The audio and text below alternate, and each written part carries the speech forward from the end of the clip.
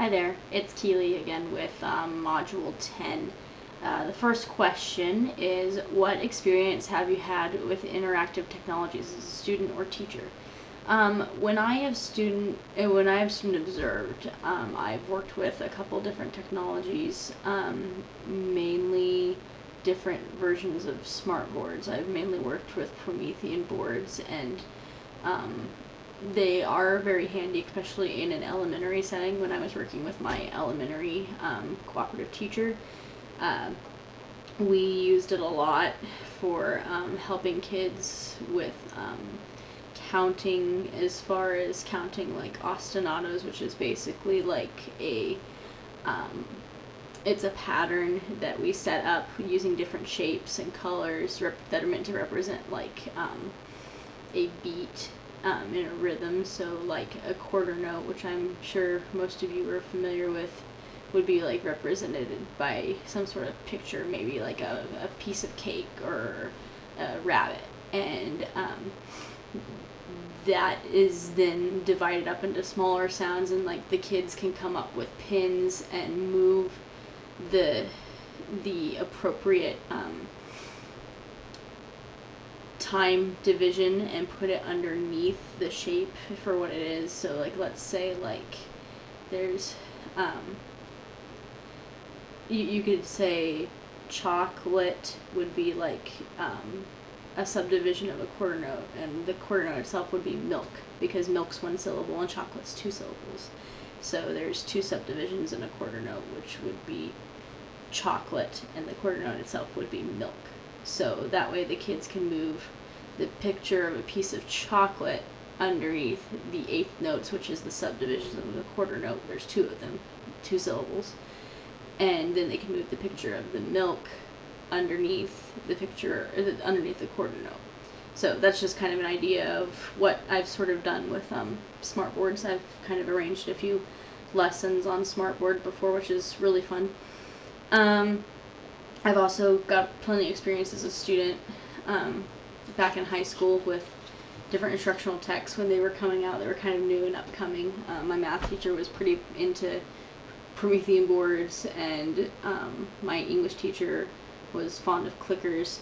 I liked clickers a lot when I was in high school, but as a college student, it was a little bit of a bummer because we have to buy our own remotes, we have to buy our own clickers, which is, oh my goodness, that's a big investment, especially if you only have one class that uses the clicker your entire college career. But whatever, I don't need to be salty about it. It's just, it's a handy tool. It's especially a really good tool for, I feel, secondary and elementary education. It can be used for all kinds of things, not just taking quizzes, but also it's a quick way to take attendance. So it's a really nifty tool as well. Okay, second question. What rendition of interactive whiteboard or remote would you choose from, and why? Which interactive app would you like the most? If you could choose just one for your future classroom, which would you use?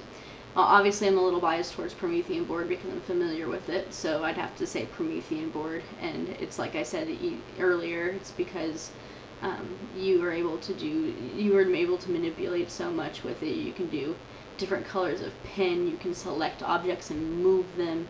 It's amazing what you can do with some of these technologies. I just can't believe it. So yeah, my choice would be Promethean board. And for the app, this is actually kind of interesting. These apps were all great, and normally I didn't think that I would like this app as much as I did, but I really enjoyed Seesaw. And the reason I'm saying this is because I think the other apps may have had better educational value, but this app is a really handy way of getting your teachers, your parents interested in what you're doing in your classroom. And if you can get your parents on your side and get them to support you and what you're doing with their kids and how you're helping them, I think that can really help your position as far as like where you're at in the school, and how people see you, and how people um, see you as like a vital part of their community and part of their school. So it's a way to share and connect. And I think that that's something that we don't really think about in school, because it's kind of a big experience for a lot of these kids. They're learning new things every day. And half the time when kids go home and parents are like, hey, what did you do at school today? They're like, well, I don't know, or nothing, didn't do anything at school.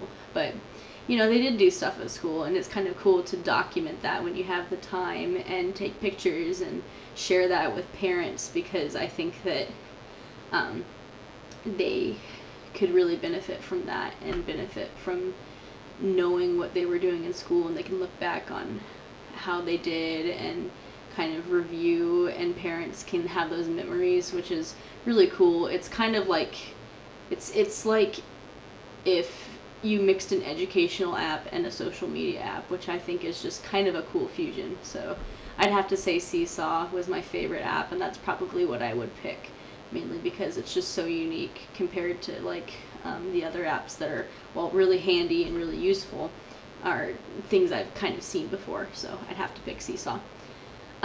Okay, third final question. What were your thoughts and what did you learn after reading the Scott, Falls, Fark, and Peterson 2014 article? Do you think you would have similar results if I utilize clickers in my future classroom? The study was really interesting, I have to say. I think that I agree with a lot of what they're saying. Honestly, clickers just seem like a good way to get your students actively engaged with what's going on. So I could see why a lot of students had escalated test scores while doing tests with Clicker. I remember when I did testing through Clicker in English class, I really enjoyed that. I always did really well. I know that other classmates with other learning styles than me did really well too, so I just remember Clicker being a really valuable tool, especially in English, and I always was like, I wonder why the other teachers don't use it as much as she does. I wish they did, because it was very effective and very streamlined way to just do a lot of different activities. So I could totally see why this research would yield this kind of information. And I think that, you know, if there came a day where I thought that there'd be an activity that would be super effective with clickers for my subject matter, honestly, as a music teacher, we don't have much time that we can use in our classroom for anything other than rehearsal. We have a few things that we can do, but honestly, a lot of it is just rehearsal, and so it would just be hard to implement this kind of technology into our room regularly. But I could see myself using it for special projects and things. I just don't know if it would be worth having that if it's not something I used regularly. I mean, I could probably borrow it from another teacher, but to have personally for myself in my classroom, I'm not sure it would be super, you know, useful to me, mainly because of my subject matter. Otherwise, I think it's a great tool, and I think it should be used for the main core academic subjects. So yeah, that's my reflection for Reflection 10, and I appreciate you watching. Thanks.